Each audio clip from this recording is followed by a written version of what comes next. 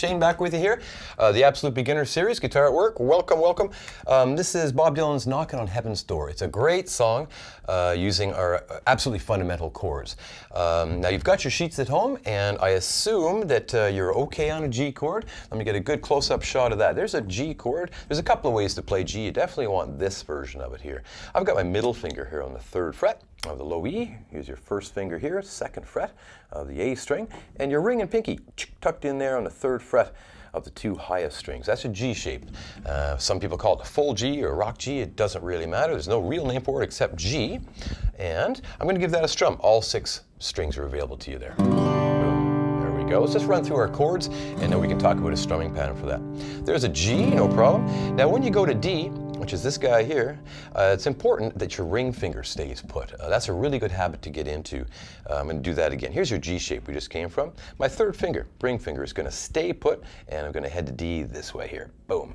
So 1st and 2nd. This ring finger does not want to stay at 1st, but you be the boss. Tell him to stay, and it's just a cleaner move for sure.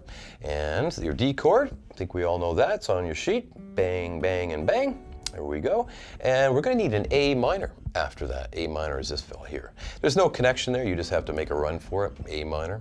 And you're seeing a 2nd finger, 2nd fret of the D string, 3rd finger, 2nd fret of the G string, and your 1st finger here is on the 1st fret of the B string. There we go. Remember, keep that thumb from, don't let them creep over like that. That's going to give you some buzzing. And just know that buzzing, yeah, I'll go back to G a second. Buzzing, you know, you're going to get some of that at first until you really sort out your fingers and get some calluses going as well. But it's totally normal at first. There's nothing wrong with your fingers or your guitar or anything. It's just a matter of finding the sweet spot on that fret. There's an A minor. Yeah, beautiful sound, A minor. Now there's one X in the chord diagram for A minor, so it's asking you not to play that big thick string. And I should back up and say on D, there are 2 X's, so you don't want to hit either of those low 2 strings like that. You're going to hit them by accident for sure. Not the end of the world, but we do try to avoid them. So that was your A minor, and the song then returns to G. I'll just give it 1 strum for now. And it's going to go back to D. Remember, we're keeping that 3rd finger right where he was. And there's a D. Now, the 2nd time through that we are now, I'm going to go to C. There. Now, that's a big stretchy chord if it's new to you for sure. You're seeing a 3rd finger there, 3rd fret.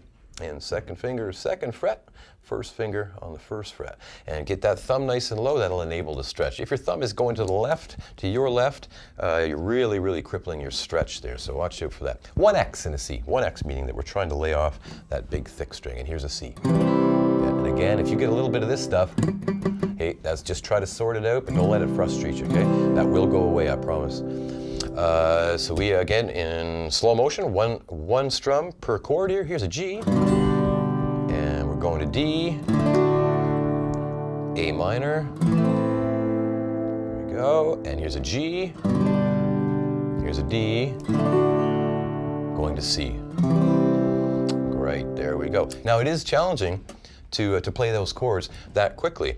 Stick around for the rest of the video. It's just another minute or so, and a couple of minutes, and then you'd want to literally just practice going G, D, A minor. Usually the holdup is in switching chords, so it'll be difficult when we get to the strumming pattern in just a second. It'll be difficult to keep that going if you have a little bump in your chords. So you got to do that mindless repetition, G, D, A minor, until it just feels like you've got it under your hand for sure. The strumming pattern is this. I'm going to sit on G. I'm going to go down, down, up, down, down, up. I'm going to count that. 1 and da, 2 and da. Now that's all we get. And you'll see the downstroke written there on your sheet, and followed by a DU, which means down up, of course, and it's bracketed, which means that they're quicker on this type of a notation. So I'm getting again G, down, down, up, down, down, up. And that's all we get. We're heading to D. We're keeping that 3rd finger there. That. And 2 X's, same thing on the D here. Down, down, up, down, down, up. There we go. Now we're heading to A minor. That's all the time we get on that chord. A minor. There's our guy. And now this is double the length, this one. So we get 2 of those patterns that we just did. It's going 1. That was 1. And 1.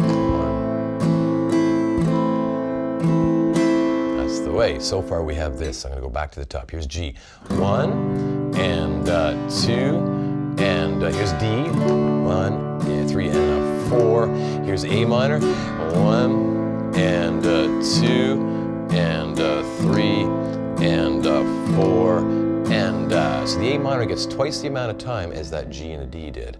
Now the second set here goes back to G. It's going 1 and 2, and here's your D, 3 and 4. This time it goes to C. If you recall, here's your C. Check out your sheet. 1 and 2 and 3 and 4, and there we go.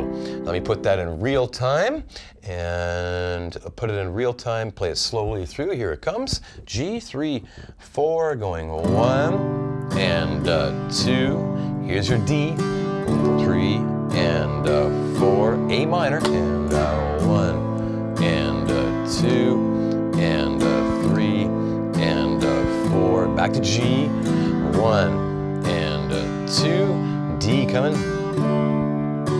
And here's your C. 1 and 2 and 3 and 4. It repeats. The whole thing repeats. There we go.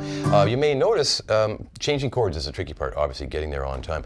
I'm using that technique that we did in Horse with No Name, if you watched that video through, where we're taking that last upstroke and we're cheating a little bit. We're in motion to the next chord on that very last upstroke. It looks this way. 1 and 2, and there I'm in motion to get to my D, so I can land on time on that next chord. Here's A minor, same thing. Everybody's off, and 1 and 2.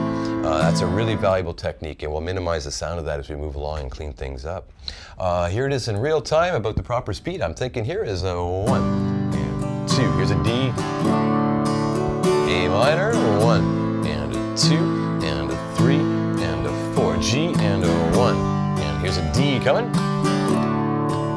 Back to C, 1 and 2 and 3 and 4, G, 1, D here, A minor, and 1 and 2 and 3, and here's your G, 1 and 2, D, going to C, 1 and 2 and 3. There we go. Now I know that seems awfully fast, especially if those chords are brand new to you. So there's no substitute for just sitting mindlessly. Put on a movie. Do this. G, D, A minor. And at first you're assembling them one note at a time. I know it feels super, super difficult to get them on there and everything. But just do that. Due diligence is around G. I'm going to go G, D, G, D. And I'll go D, A minor, D. I don't even have to strum to practice that. You could throw a movie on, not make any noise, and just go around like that. So I hope it doesn't seem far off, but just keep at it. It's all about the mechanics at first. And just have a good time with it. Enjoy, and we'll see you for the next one. Cheers.